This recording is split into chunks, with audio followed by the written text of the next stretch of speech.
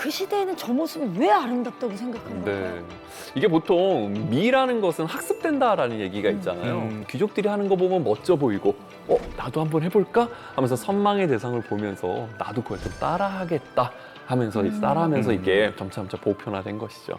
실제로 이 학습되는 미의 기준과 관련된 실험도 있는데요. 영국의 한 대학교에서 이 카리브해에 위치한 7개 마을 주민들을 대상으로 미 기준에 대한 연구를 했어요. 원래 이 마을에서는 TV 시청이 어려운 곳이거든요. 근데 연구팀이 주민들 절반에게만 할리우드 영화와 이 남미 드라마를 정기적으로 볼 수 있게 해줬다고 해요.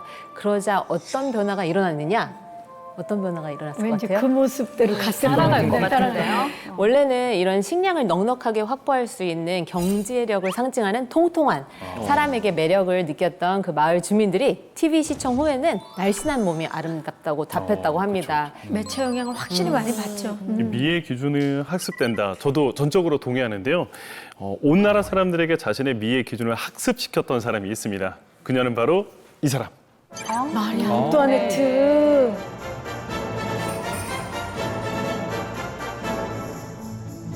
마리 앙투아네트는 프랑스 귀족 세계에서는 당시 패션의 그냥 정점에 서 있는 사람이기도 했어요.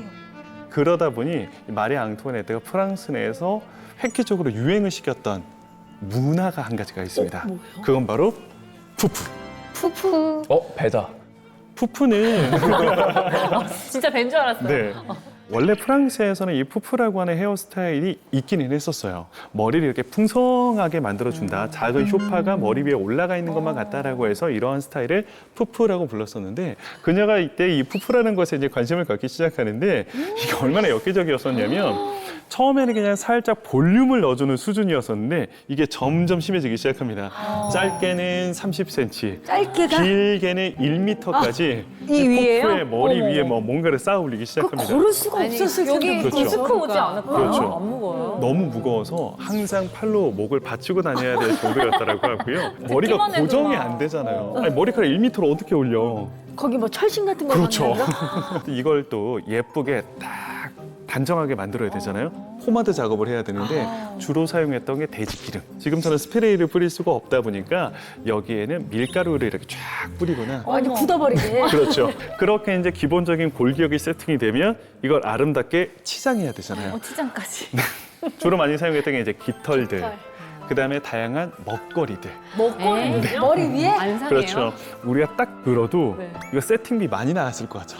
그렇죠. 한두 푼 들진 않았을 것 같아요. 돈이 너무 많이 들다 보니까 한 번 만들고 나서 그날 저녁에 해체할 수가 없죠. 아깝죠. 너무 아깝죠. 최소 일주일, 길게는 2, 3주도 갔다라고 해요. 벌레가 끼겠구나. 하면 어떡하죠? 벌레뿐만 아니라 심지어 베르사유에서는 그 여성들의 포프 사이에 쥐가 들끓었다라는 이야기도 있습니다. 너무 싫다. 근데 이게 마리 앙투아네트가 한번 딱 하고 나니까 귀족들 사이에서 엄청 유행으로 퍼지기 시작하는 거예요. 근데 문제가 뭐냐? 이때가 혁명 터지기 직전이었잖아요. 그렇죠. 백성들은 당장 오늘 저녁에 먹을 빵 한 조각도 없는데 그 귀한 밀가루를 가지고 머리에 뿌려대고 마카롱 올리고 과일 머리에 올리고 있다 보니까 시민들 입장에서는 절대 용납할 수 없는 행동들이었을 것 같아요. 너무나도 마리 앙투아네트에 대한 감정이 좋지 않았던 시민들은 그녀를 콩코드 광장에 끌고 와 그 기요틴, 단두대의 목을 잘라버리잖아요. 그 길었던 포푼은 사라져버리고 짧은 단발머리로 머리가 이미 잘려져 버린 것도 확인할 수가 있습니다. 전 이걸 보면서 과유불급이라는 말이 딱 맞는 것 같아요. 그러니까 적당히 하는 그 아름다움도 있잖아요. 그거를 그때 알았으면 어땠을까, 좀 자제를 했으면 어땠을까라는 생각이 들어요. 우리는 지금 생각할 때, 진짜 저게 아름답다고라고 할 수 있지만 그 시대에는 막 그게 유행이 됐다라고 늘 말씀해 주셨잖아요. 현대 미인의 이 기준으로 손꼽히는 쭉 뻗은 팔다리의 늘씬한 몸. 대체 이 기준은 도대체 어디에서부터 시작된 걸까요? 보통 오늘날 현대적인 미에 있어서 가장 보편적으로 말을 쓰는 게 미스 코리아라는 말입니다. 그 미스 코리아라고 하는 이런 미의 관점이 시작된 그 시기로 한번 거슬러 올라가 보도록 할 텐데요. 지금으로부터 137년 전인 1888년 전에 없던 독특한 대회가 열리게 되는데요. 콩쿠르 드 못해. 아름다움을 이제 여는 대회, 이 골라내는 그런 경연 대회가 됩니다. 저게 이제 오늘날 최초의 근대적인 미인대회의 시초다. 이렇게 이제 얘기를 하고 있어요. 당시 미인대회는 1만 달러의 상금이 걸려 있었다. 당시에요? 당시 1만 달러입니다. 네. 그 우승자 어머나. 사진 한번 보시죠.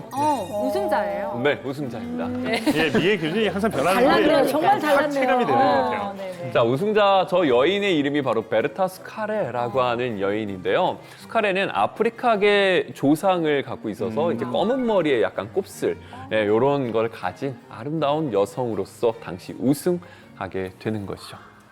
아, 나 저 때 태어났어야 되는데 보니까 각이, 네, 얼굴형이.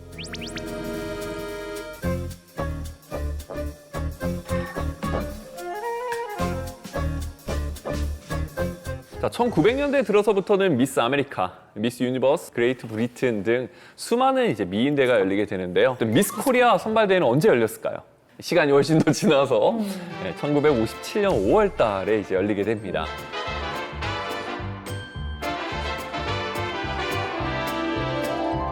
이때 기준이 키가 보이죠.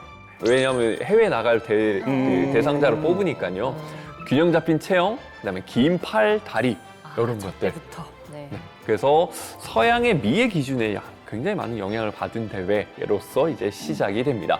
이 시대가 지나면서 점차 외모 쪽에만 이제 집중을 하게 되고 그러면서 또 이제 규격화된 아름다움, 또 성상품화 뭐 이런 것들 때문에 이제 빛을 발하게 됩니다. 그다음에 미국의 경우에는 미인대회에서는 백인 여성들만 참가할 수 있었다라고 했었는데 2019년에 흑인 여성이 또 우승을 차지하는 참 오래도 걸렸다. 미스 USA에서 흑인 여성이 1위로 우승을 하게 되고요.